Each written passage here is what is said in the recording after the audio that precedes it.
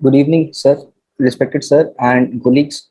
We'll be discussing today broadly about the different kinds of isotopes which are used in diuretic renal imaging, and with a special emphasis on diuretic DTPA scan. What are the uses for which we use DTPA or a isotope scan? First, it is aimed to measure the renal functions with the help of radiopharmaceuticals, which are the most commonly used as DTPA, MAG3, ethylene cysteine, or DMSA scan. It also helps in understanding the functional and anatomic information of the kidneys, and ranges vary from urine counting that is used in a cystometrogram, and measurement of plasma clearance, dynamic functional imaging, and the single photon emission computed tomography can also be used in isotope renal scans.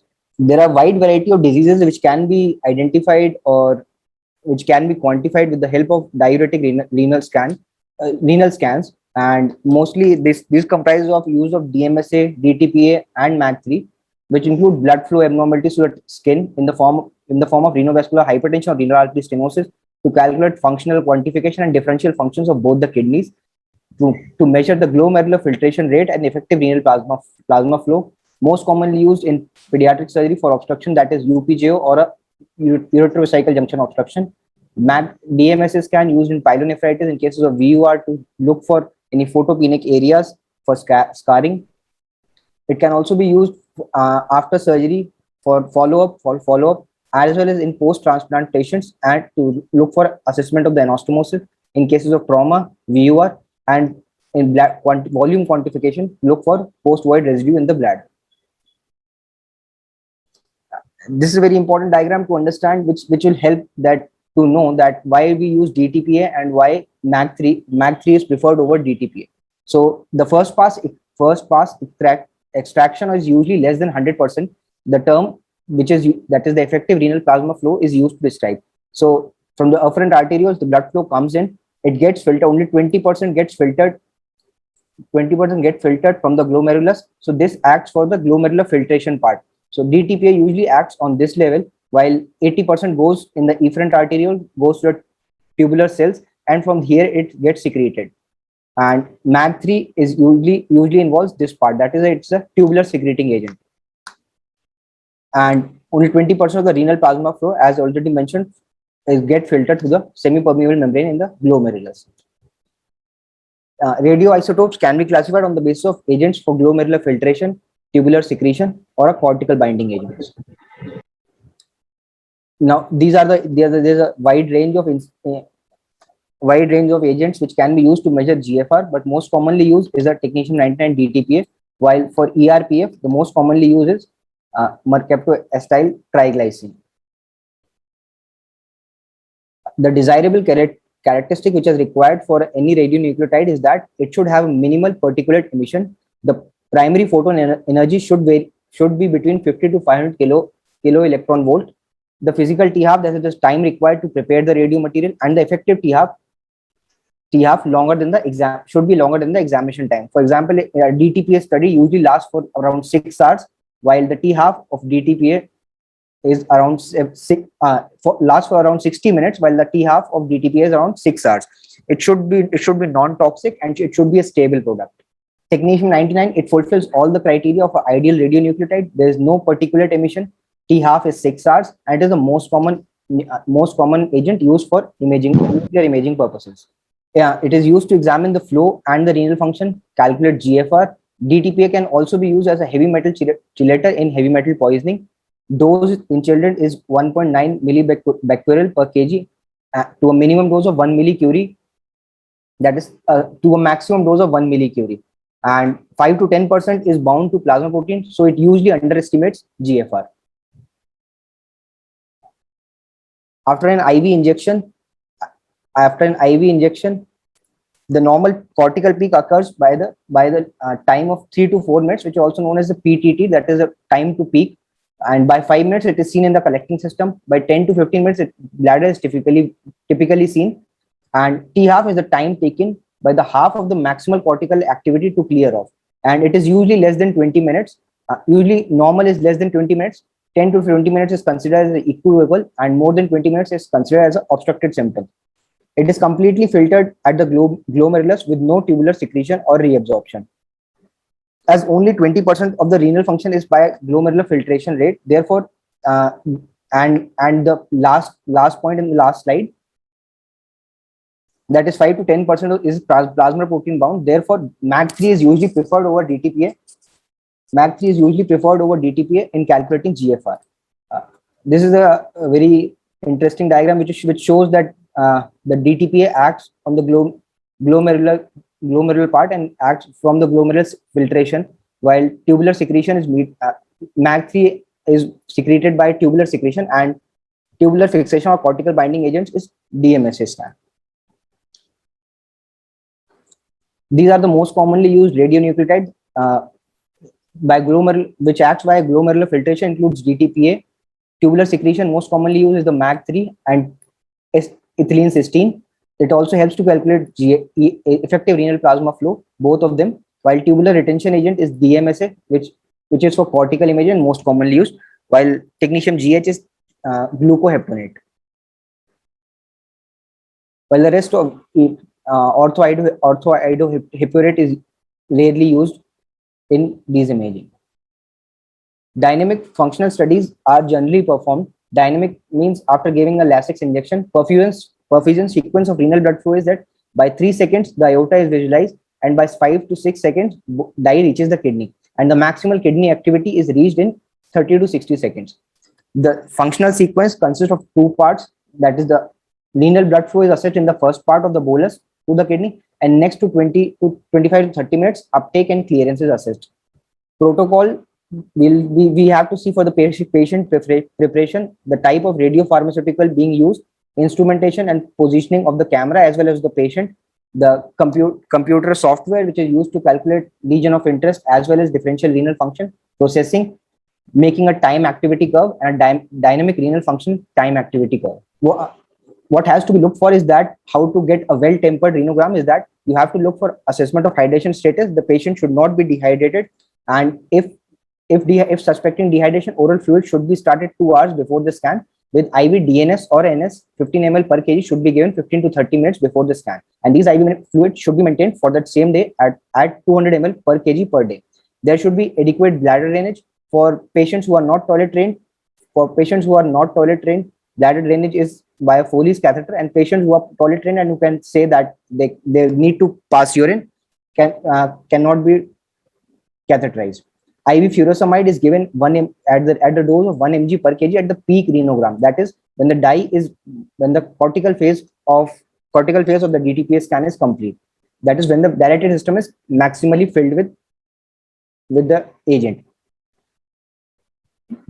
Coming on to how to take images, that is during the flow phase, that is once you have injected the contrast, the frame rate should be 0.5 to 1 second for 1 minute, that is 60 seconds.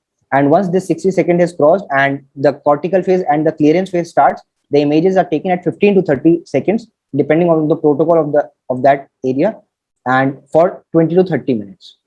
This is how a renogram curve looks like. The initial first phase is the flow phase, in which the dye flows from once injected, flows into the aorta, comes into the kidneys, and starts accumulating in the kidneys, and then it takes 2 to 3 minutes, that is the cortical phase, and reaches to a peak activity, and then there is a gradual decline in the activity once the radiopharmaceutical is being cleared, isotope is being cleared from the collecting system.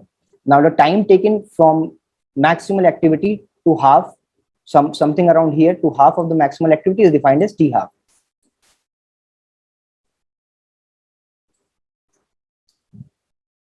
As already mentioned, that there are 3 phases, that is a blood flow phase, cortical phase, and the clearance phase. Functional changes are seen by time to peak activity and uptake slope, rate of clearance, and percentage of clearance at 20 minutes after 20 minutes of the study.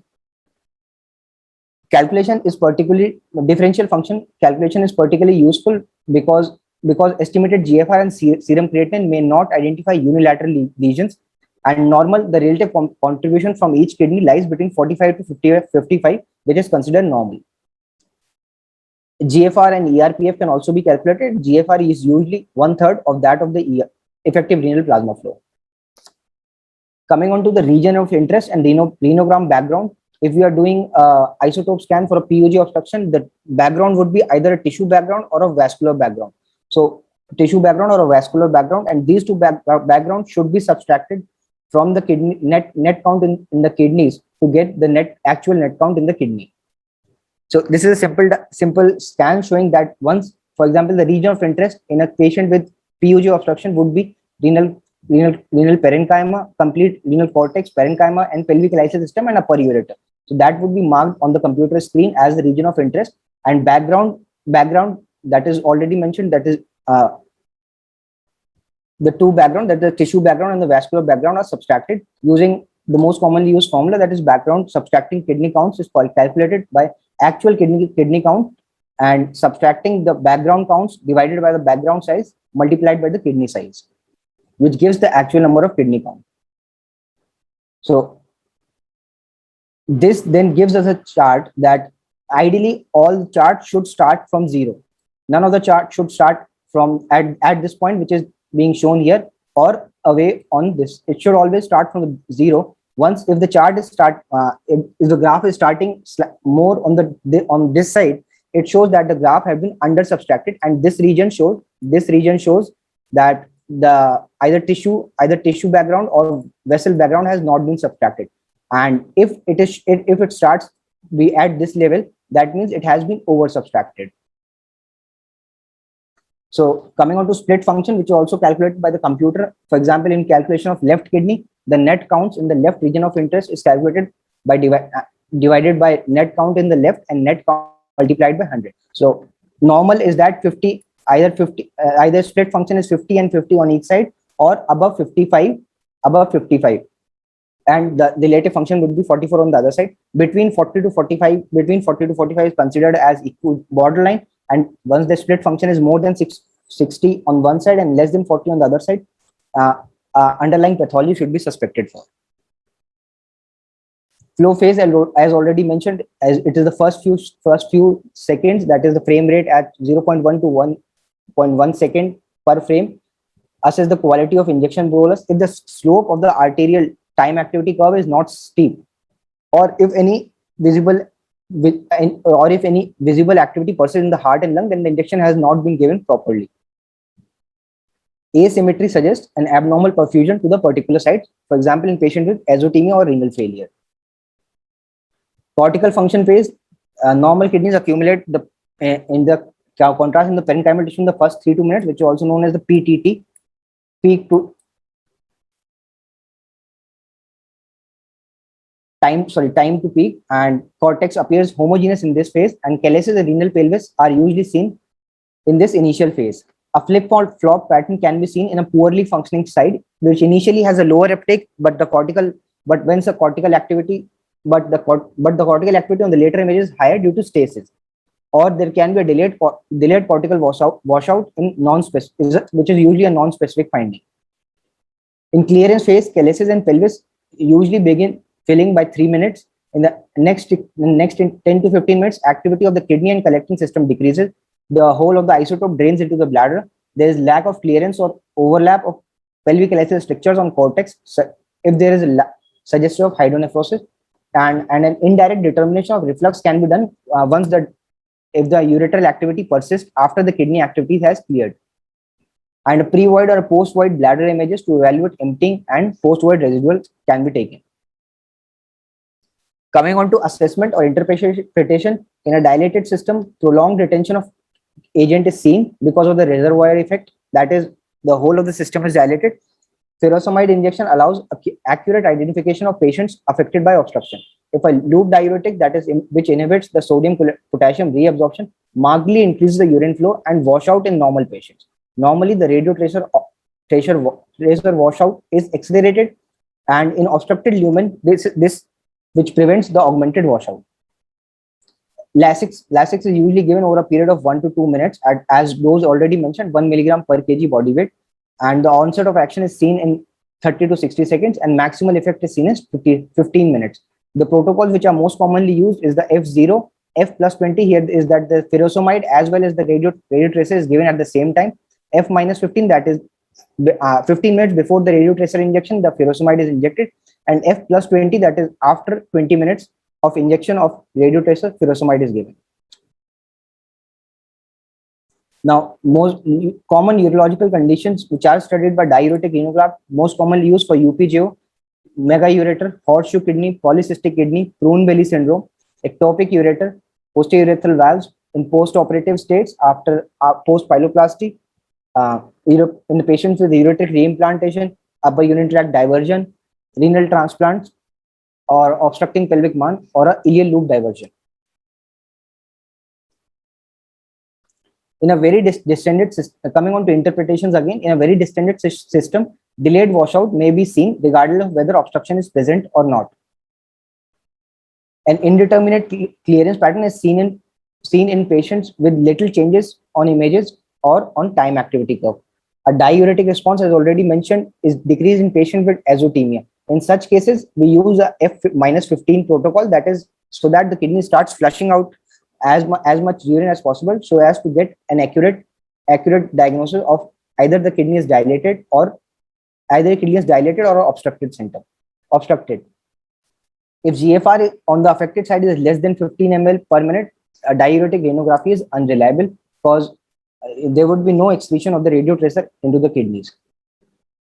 So this is how a normal graph looks like. There is a acute rapid upstroke followed by a peak, that is the cortical uptake, followed by a downstroke, and usually there's complete clearance in less than 20 minutes. Usually in normal, it is less, T half should be less than 10, and T half between 10 to 15 is considered as equivocal, and more than 20 is considered as a obstructed pathology. And this is again showing a showing a dilated and a non-obstructed center, that is there is slow rise, and the dye gets accumulated, and once the diuretic injection is given, there is rapid washout.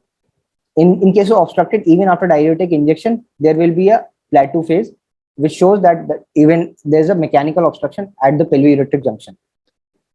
While indeterminate, that is if it drains, but it drains slowly. Even after, this is seen in massive dilatation of pelvic lysis system and ureters. O'Reilly curves. Dr. O'Reilly described 4 curves long back in 1976, and which are still being followed, and has given 4 patterns of curve which are normally seen. A type 1 curve divided into 4 curves. Type 1 is a normal or a non-obstructed, which is usually seen in normal people. Type 2 is a progressive tracer accumulation, that is an obstructed pattern. Type 3A is the rapid response to furosemide after initial accumulation. Type 3B is poor response to furosemide, that is equivocal, massively dilated system. And type 3 is delayed decompensation, that is after giving this. Type 1 is the normal. Type 2 is obstructed, which is seen as a plateau. Type 3 is hypotonic, that is there's a rapid upstroke, but there's accumulation of radiotracer, and once the diuretic is given, there's rapid come down, and this shows that the system is only dilated and not obstructed. Type 3B is equivocal, which usually seen in patients with azotemia or renal failure, and type 4 is delayed decompensation, that is once diuretic is given, it passes down, and there's again a upstroke, also known as Holmes's sign. As already mentioned, it's a time required. T half is the time required for 50% of the radiotracer to leave the dilated unit. Time required for activity to fall to 50% from the peak. Normal is less than 10 minutes. In obstructed, it will be more than 20 minutes, and indeterminate if it is between 10 to 20 minutes. In diuretic renogram, diminished response to furosemide is usually seen in cases of the patient is dehydrated, pressure from the distended bladder, there's massive hydronephrosis, azotemia, and infants. Usually the effective renal plasma flow and GFR comes to around 80% of the normal by 4 to 6 weeks of age. So therefore it is recommended, and therefore this is the recommended age to do a diuretic renogram in a patient with diagnosed case of antenatal hydronephrosis. A diuretic given at T0 or before that is F minus protocol, acts steadily and does not give a visible drop in the curve. And T half values are not applicable, and this is usually useful in patients with azotemia and renal failure. UPGO may present with a partial obstruction, but is often detected on serial examination. Use of diuretics in patients with spinal cord injury can result in dangerous hypotension. While post-operative obstruction renal transplant can be best assessed with diuretic stand, you can look for extrarenal fluid collection, anastomotic swelling, or strictures. Thank you. Thank you, Dr. Ankit. That was a very good presentation. If anyone has any questions. Good evening, Ankit boss. Hmm. If the dye is not cleared out in delayed phase, does it mean it is obstructed? And if it is not cleared in usual time, but it is totally cleared in delayed phase, then we'll label it as obstructed or non-obstructed. See, if anything is more than 20, T half is more than 20, and then it is obstructed. But you have to look for the delayed images. That is is there a continuous plateau? That is, it is only stuck at the same level that you just can't keep observing, or it is coming down slowly. If it is coming down, then it is a partial obstruction, and you can wait and you can do a serial scans again later. But if it's a plateau, then means it's a obstructed pathology. Okay, thank you. And is there any cutoff value for non-functioning kidney? Non-functioning kidney, for nephrectomy, the indication is less than 15%. Less than 15% of the differential function. Some people say 10%, some people say 15%. But 15 is recommended. But people at 15 also, people do a diversion, high diversion, to look for that serial, after serial scans, that there's improvement or not. And for how much time we should wait for repeat scan after pyeloplasty? Repeat scan after 3 months. When is the F-15 protocol used? F-15 protocol is usually used in patients when you are suspecting renal failure. But there is a renal failure and kidney damage. In such patients, you usually give furosemide before injecting the contrast, so that the kidney starts functioning, and filtration of urine is much faster than compared to normal speed. Okay, thank you. Ankit boss, can you explain this F- protocol, please, once again? F- protocol. F- protocol is just nothing. F represents furosemide, and -15 represents that you have given furosemide 15 minutes. That you have given furosemide 15 minutes before the injection of contrast. This is F-15. So F usually represents furosemide, and -15 represents time in minutes. So F-15 represents that furosemide is given 15 minutes before the injection of contrast. Usually what is normally followed is this, what we call is a well-tempered renogram. That is, once furosemide should usually be given at the peak renogram. That is when the dilated collecting system is maximally filled, which is usually at around 2 to 3 minutes. One last question. Yes. Why these renogram and these dye study are unreliable in neonates? That's what I mentioned, that the effective renal plasma flow and GFR, it usually comes to around 80% of the normal at around 4 to 6 weeks. Neonates or preterm babies usually have an immature renal function, which comes to around 80% of the normal by 4 to 6 weeks. So that is and comes to normal by around 3 months. So that is the earliest you can do a renogram. Before that, you will be doing the exact amount of isotope won't be getting excreted from the kidneys. That's why you do it at 6 weeks. Ankit, though I could not attend from the beginning, but it was a very, very, very wonderful thing which you have said. So I'll try to revise when I see you. It was very, very wonderful. I'm not in Jaipur, so it's okay. Thank you, Ankit. No. Thank you.